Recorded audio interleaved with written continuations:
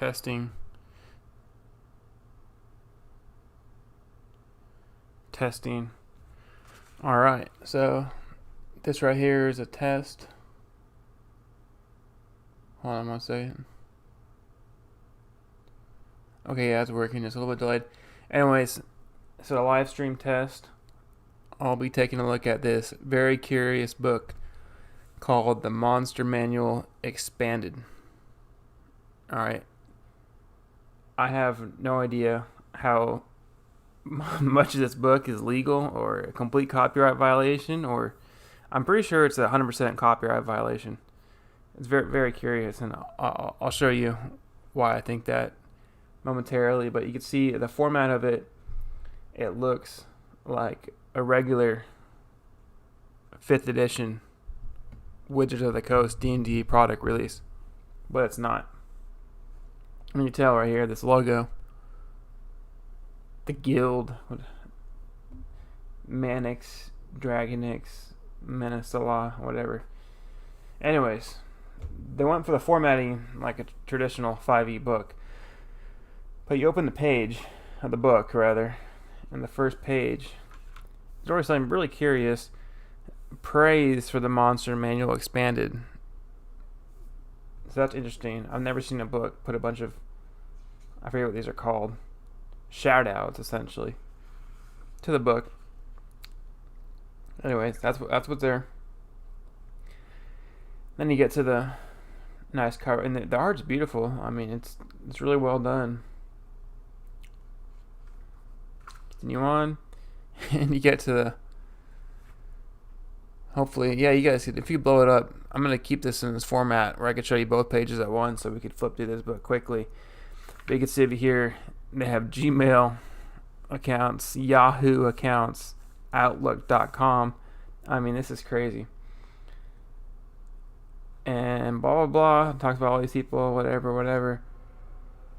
But it comes down to the acknowledgement right here, and it says, Dungeons and Dragons, D&D, Wizards of the Coast, blah, blah.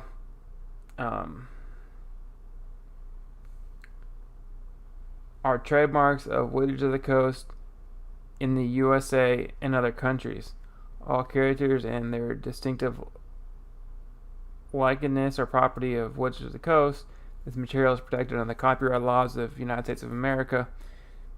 So saying this material is protected under copyright laws of the United States of America, but it's saying that all the materials owned by Wizards of the Coast, who's not these people, has any reproduction or unauthorized use of this material or artwork contained in here is prohibited without the express written permission of Wizards of the Coast. Which, when I read that, it kind of sounds like these people are writing this book under authority or permission from Wizards of the Coast. Kind of sounds like it. Another thing that's really curious is, in every single third-party book, there's the open game licensing information, usually in the last page in the back of the book somewhere. It's absent here. But what you do see is this little notice down here saying where the book was printed and a barcode and tag on it, which I've seen this in other copyright violation books. I was really curious, and just mention that because it's a curious thing. Don't want to put this guy on the spot too much. So I like his book, but the curious thing is this book is for 5th edition, but what it is it's full of monsters from previous editions. Like this right here, I could tell you this is from 4th edition D&D. This artwork in itself. I want to guess 4th, but I'm not sure. This is from 3rd edition, I want to say. And you see how it's like blown up bigger, so it's like they lost some quality on it here. But overall, most of the things in this book appear to me, this is 3rd edition for sure. This looks like 4th edition. I guess the point I'm trying to make is the majority of this book doesn't look like original work. It looks like they took... This right here looks original to me, actually. But, once again, the majority of this book does not look...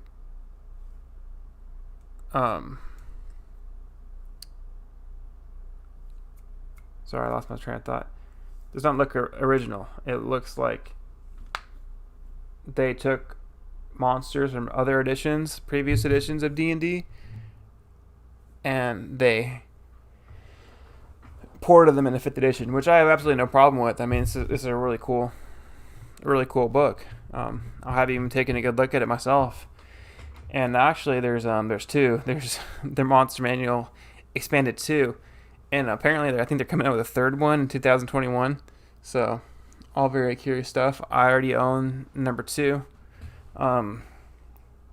Actually, I think I have a picture of it here and back.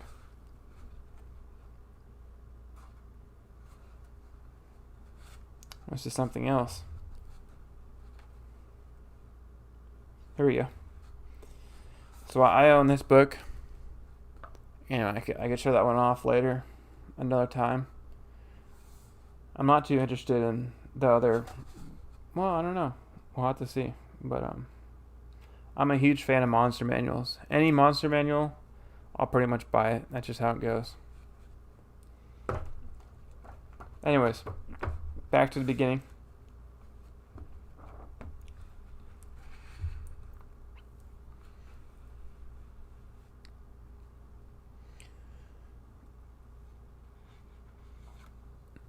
Here we have our table of contents, of course.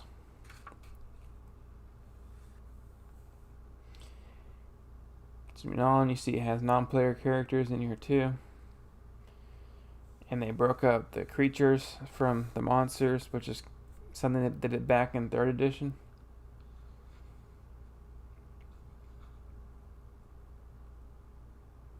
It says here, within the next 300 plus pages are 400 plus creature stats, creatures, stat blocks, and lore that can be used for any D&D campaign. Among the creatures included are 1st, 2nd, and 3rd edition classics, as well as original variants. It says they're returning some old favorites. They're returning some from more obscure sources.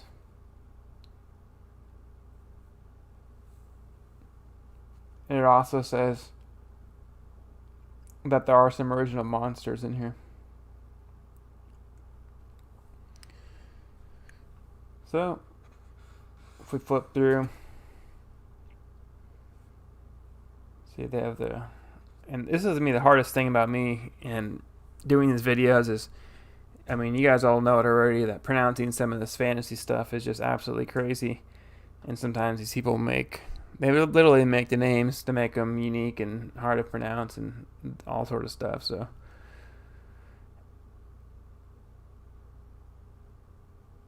Aracorus is how I'm going to say this, but pretty much the bird men. Then we get into the Abolus. This is a classic, and I've taken a little bit of a look at this. I do like what they have going on here with the Abolus. This looks like original artwork to me. Both of these do, actually. The Slime Lord. The Scum. Those are a mutant race created by the Abolus out of other humanoids. Kind of reminds me of I forget what they're called, but there's a monster, pretty much Cthulhu's minions in the Cthulhu mythos. It look pretty similar to that, a fish creature like. I think they were inspired from right there.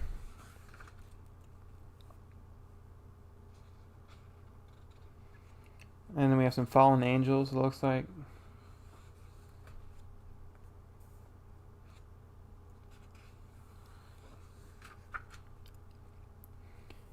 Animated objects, and keg. And what a lot of this is so of course like the Ankeg's already in the 5th edition regular Monster Manual, but this book's giving variants on it. For example, the Brood Queen, or Broad Queen, I think it's pronounced Broad Queen, Broadling. So it's going to be your bigger Ankeg. It's going to be your smaller Ankeg. So it's just giving you variants, which is nice, because you have a multi-dimensional game, and instead of just encountering your traditional Ankeg, you could encounter more of a family unit of them.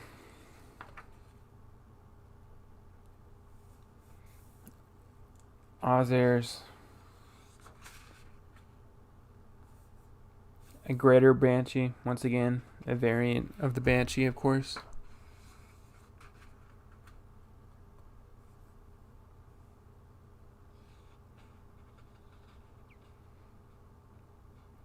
Greater Basilisk, a Bahir, however you say that. You get the Beholders.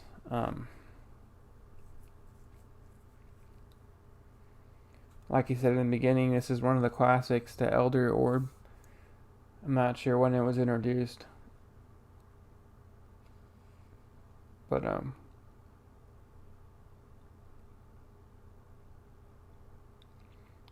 it says it has an innate ability to cast arcane spells.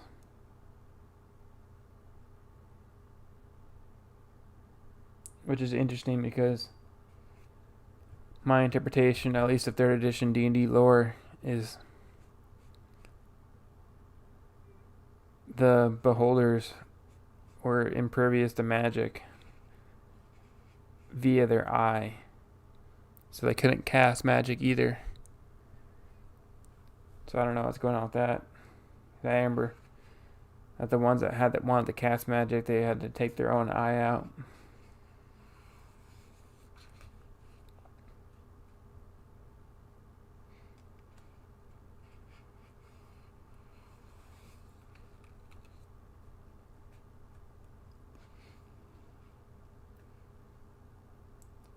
Blight. They were once Trents. You know, funny thing about Trents is originally Trents were of course called Ents. From Lord of the Rings, the word Tolkien coined, but they got copyright noticed way back when. Pretty sure that was the original edition D&D from the white box. They had to change it.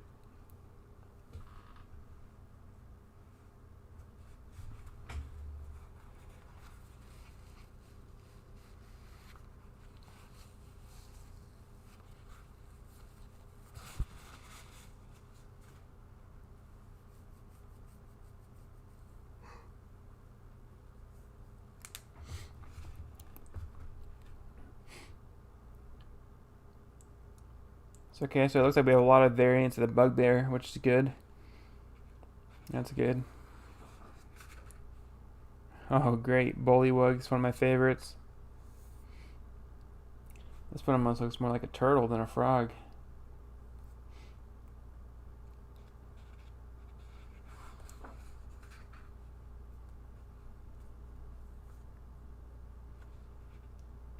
The Greater Bullet.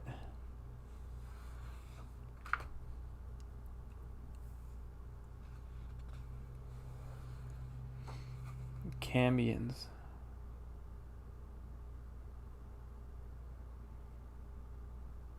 I don't know what that is.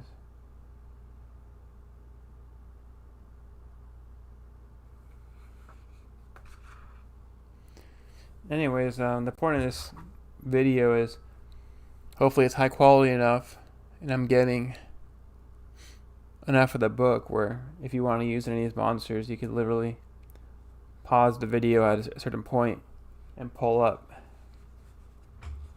whatever you want to use and pull the stats off it.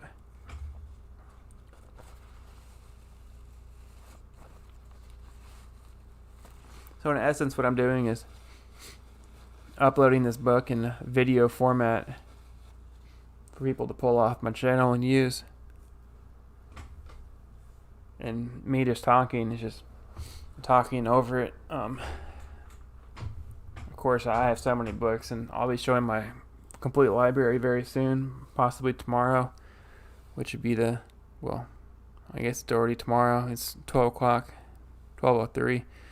Anyways, that would be December 22nd. Hopefully, I'll be showcasing. I'll go ahead and say it right now, so I actually do it. I'll be showcasing my complete library to everyone. And then you'll see I got so much stuff that I can't possibly be an expert on everything. But nonetheless, I could show it to you and give a little input that I have to give.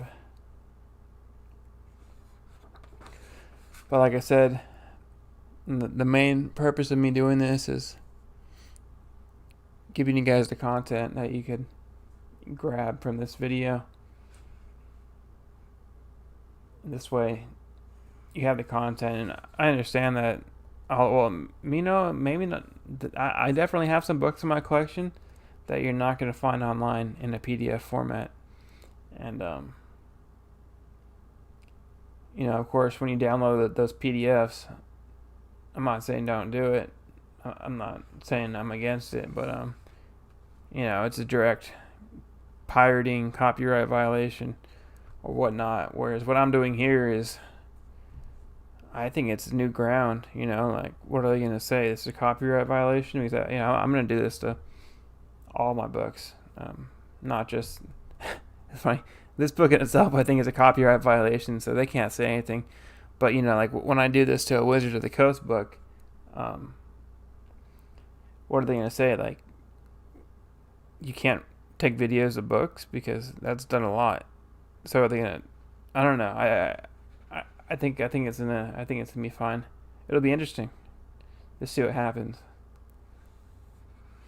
It'll be interesting to see what happens.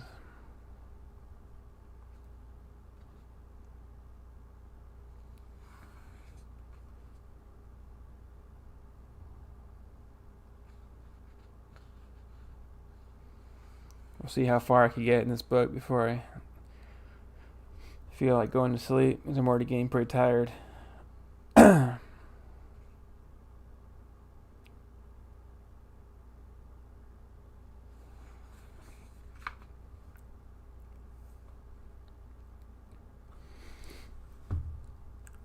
Alright, I'll take a little break here and read out.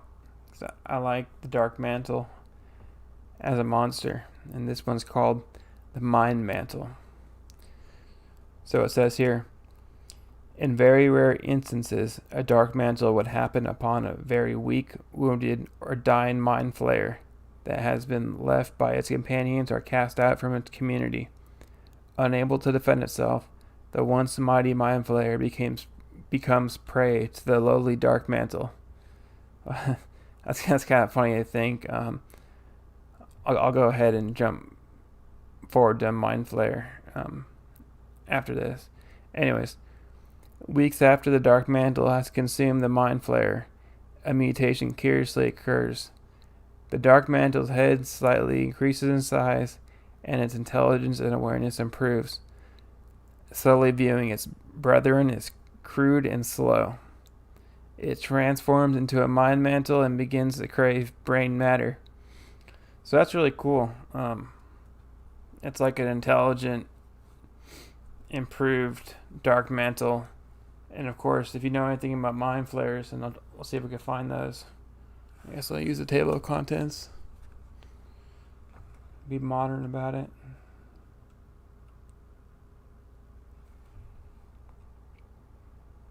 Page 192.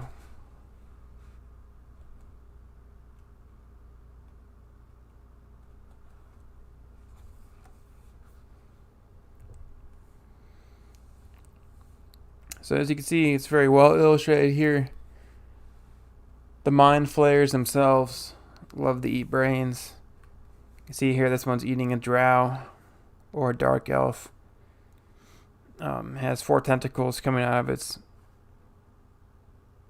I guess, mouth area. From around its mouth, it has a beak like a squid, and it uses it to pierce the skull and eat the brain. So they crave brains. So imagine one of these things. What it's saying is one of these guys gets outcasted from its community, and is pretty much walking around in a cave by itself, and gets jumped on by a dark mantle. And this is right here is a mine mantle, but I get jumped on by a dark mantle. And you know what? Let me go grab. I'll show you what a regular dark mantle looks like, and we'll make a little thing out of this. 1 second.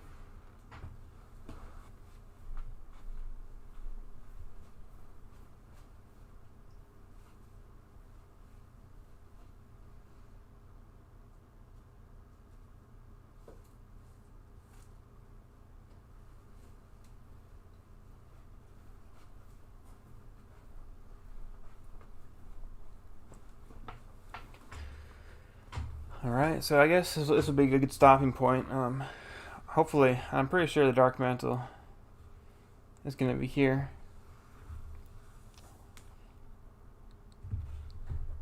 Here we have the authentic, original monster manual. Standard edition.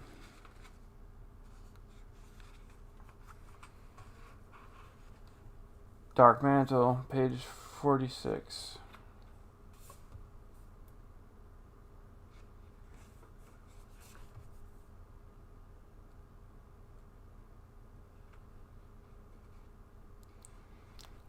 Oh, and side note, remember when I said I don't know what a Cambion is?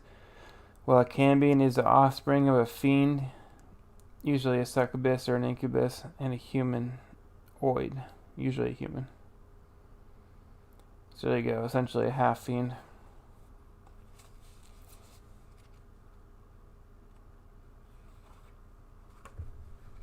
So there you have it. There's a regular dark mantle. So imagine one of those jumping on a mind flare and then turning into what you saw before, which was just a slightly bigger version, a little bit more impressive looking. So anyways, there you have it. We took a quick look at maybe like 1/10, or probably even less than that, of the Monster Manual expanded. So you have here the regular Monster Manual. Here, copyright violation, Monster Manual expanded. And even over here I have the Monster Manual expanded too. You see here,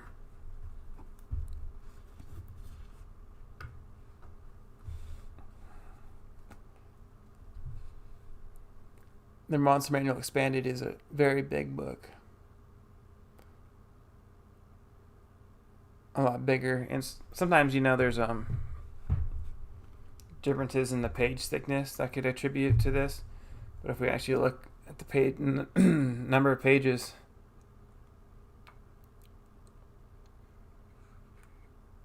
say 327.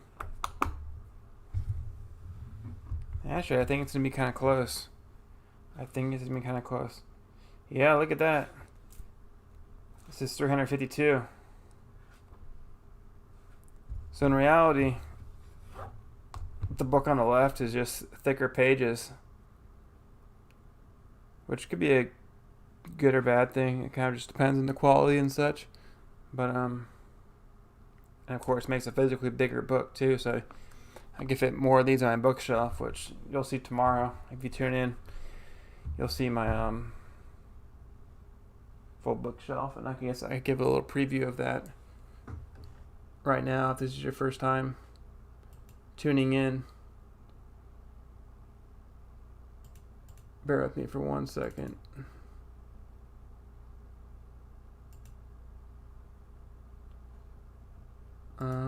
That didn't work. Hold on. Sorry, 1 second. Oh. So there you see it. That's only 1/2. Let me get out of the way here. Oh, I'm moving the wrong way. So there you see it. Let me drag us actually all the way out of the way. Document camera. So this is only 1/2. There's another half to my bookshelf on the other side that you've never seen before. And then behind that door in the background, there's a bunch of stuff in my closet, all my game boxes and game sets. So there's a lot of stuff to cover. So that's why I'm glad I'm starting to actually get to it. A very interesting place to start off here with these monster manuals. So anyways, thanks for watching. And I'll be doing this a lot more often and a lot more hours starting tomorrow. Doing this for hours a day because, as I explained in a video that you can find on my account, my chains have been broken. I don't have to work anymore. I'm gonna work. I'm gonna work for myself. As long as the U.S. dollar keeps its value, which I'm pretty worried about nowadays. But you know what? That's kind of a sidetrack. But the point is, I have a lot of free time now, and I have a lot of business aspirations. And fantasy gaming, including D&D and Warhammer, are two of my big aspirations I'm looking at. Eventually, and I'll be reading some of the notes I've written, but I want to have a paid gaming service, and it's going to be a lot more than, I don't like the term paid DMing, because it's not going to be, first of all, it's not going to be DMing. Like, think about it, a dungeon master. Alright, so if I tell you, and I'm not even saying me, because I'm not going to be doing it, but if someone tells you I'm a paid DM, that's saying that you're going to pay me and I'm going to be your master. Essentially, right? They're a dungeon master, you're a player, and you're paying them. That makes no sense. That makes no sense. If you're paying to play a game, if you're paying for a product, you need to be in control of the product. You need to have your 100% say in what you want. And the biggest part of that say is how much of a say do you want? Because some players might want to be like, look, I want to play a game every Friday night from 6 to 10 o'clock at night, East Coast time, 5th edition D&D. You do everything else. I'm going to pay you, and you do everything else. And obviously, if you don't do a good job, I'm not going to subscribe to your service anymore, and that'll be it. You have other players who might want to be like, all right, well, I want you to host a game, but I want it to be a certain campaign setting, for example, Ravenloft. Or maybe even they want to see particular monsters, or they want to see particular characters or non-player characters. So they have all sorts of requests, and that can all be accommodated too. But the point I'm getting at, and this is even in the future, I'm not going to be charging or doing anything. I'm going to be doing a lot of beta testing to make sure I get the product down good, very good. But in the beta testing, I'm going to be running it as if it was a paid product, which means I'm not going to be a dungeon master, but I'm going to be more of a game designer. And what I really want to do with the end goal is to showcase my library, my collection, to show you all the possibilities from these wonderful fantasy authors, and then give them to you in all sorts of formats, including these videos.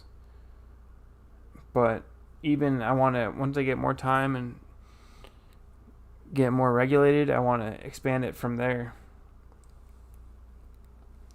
And show you the content, and then have you choose what content you want in your game. So eventually you can start picking and choosing from even multiple game sources to see what you want to play in your game. Because the best thing about tabletop gaming is we're not constrained by anything. And but what I mean by that is we're not constrained by computer game where everyone's got to be on the same software, everyone's got to be on the same version, doing the same thing.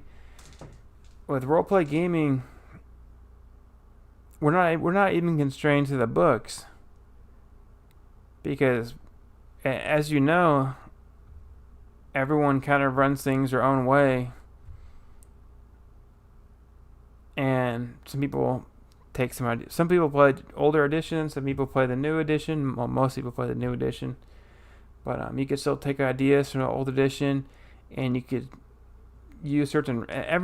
No one uses all the rules at the same time. It would be crazy, but people pick and choose what rules they want, and that's what my product's going to be about picking and choosing what you want in your game. Exactly. And I'll help showcase and explain and give my input to help best guide you to know what you want in your game. So anyways, that's a little bit about the future of Birthright Fantasy, which is kind of like my sub-company within Las Vegas Trading Company. And all that being said, I'm also going to be using Birthright Fantasy and all these wonderful books to showcase products and really just use it to get views and use it as advertising. Because the number one thing is to be in control of your own system, have your own marketing, have your own products, and be able to make your own money. That being said, if you're interested, I'll show you something really quick that I'm going to be putting for an auction. And this kind of goes more into the Las Vegas Trading Company. I want to be a merchant of all sorts of exotic products and wares, stuff you can't buy. This right here, I doubt you could buy this. You definitely can't buy this locally wherever you are in the United States, or a lot of parts of the world. This right here comes from Mexico, handmade leather. I bought it at a great price. Even if you could find this, I don't know how much they would be wanting. At least $100. But I'll be able to sell products like this for about, I think, $50. Maybe a little bit lower than that, because I just bought the single one. But eventually I'll be going down to León in Guanajuato, Mexico. And over there is the capital of leather, capital of piel, as they call it in Spanish, in all of Mexico.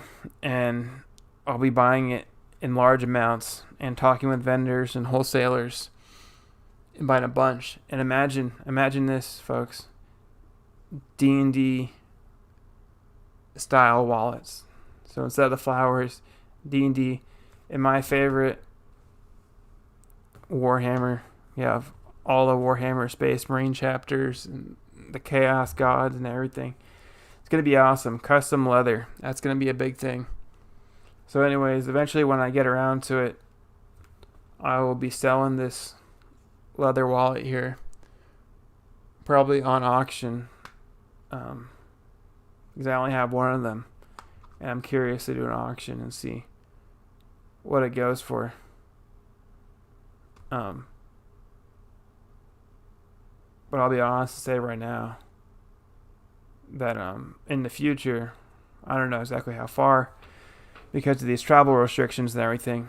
Otherwise, I would say, I should have had this a while ago, but due to these travel restrictions, I don't know when the next time I'll be able to get down to Mexico and get back up here, but I'll be selling these, like I said, for around $50. So, if I put on an auction and it goes much higher than that, you could always know that you could wait.